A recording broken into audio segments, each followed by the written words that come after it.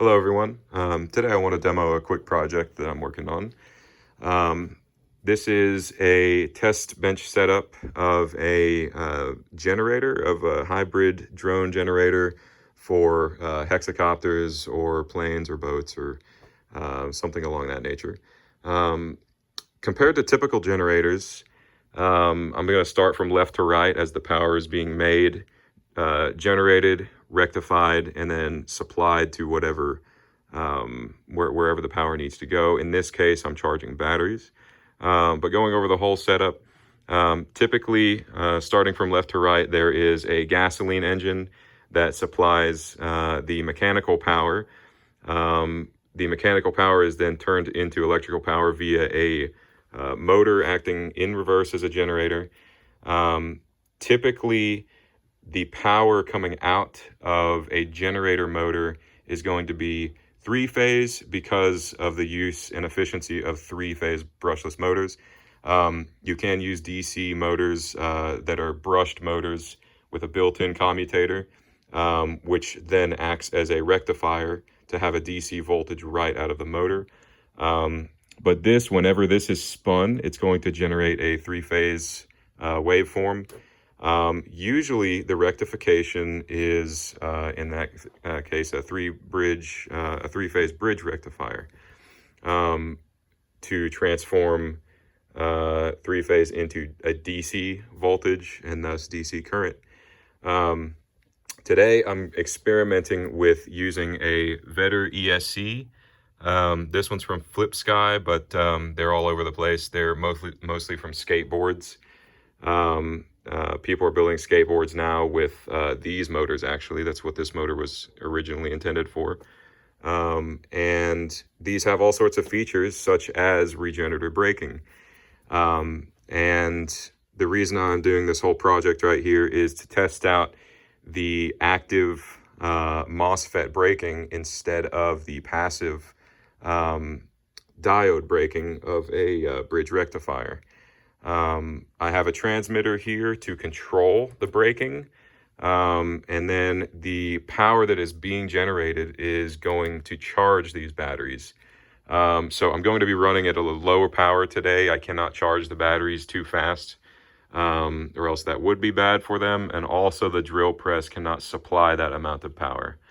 In order to get the efficiency to generate the power, I need to operate at the highest RPM, and thus this motor does not have enough torque to generate more than about 150 watts or so before this motor actually stalls. And so for right now, I'm running at about 3100 RPM, and that is about 55% the maximum duty cycle for this motor at the voltage that I'm trying to rectify.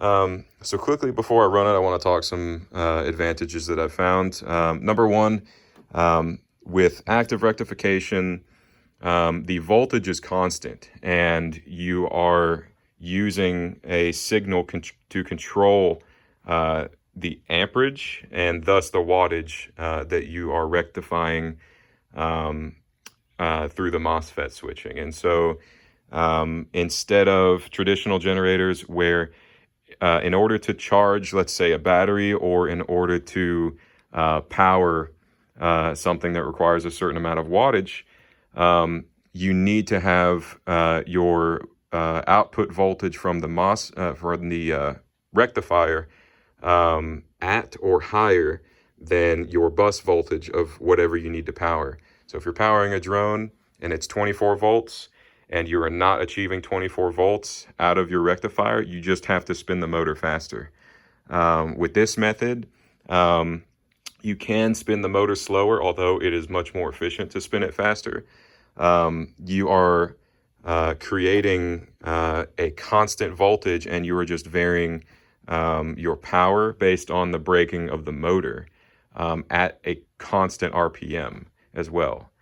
One more advantage is that, and I'll show you here, I'll spin up the motor with the ESC as it is normally used traditionally, so the ESC is powering the motor.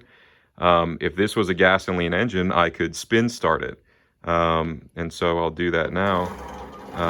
It is easily able to run this drill press, which has tons of friction and tons of mass on this motor, and it can start it no problem. This motor would have absolutely no trouble starting a gasoline engine, basically using it as an electric start.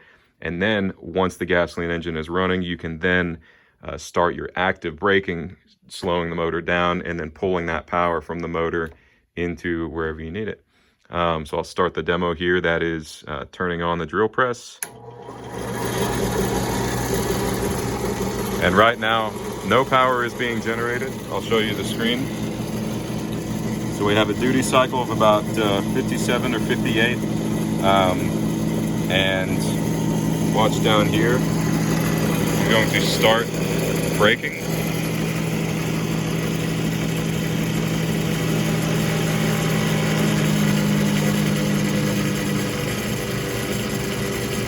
So we're at about 150 watts. And the motor phase current is about 14.5 amps. And the battery current that is charging the battery, these are the amps that are being powered from the motor rectification through the ESC. And thus the power that I am creating is, I'm doing about 150 watts right now. And the best trade-off is whenever you get the lowest motor winding current, the three-phase motor current, for the highest rectified current.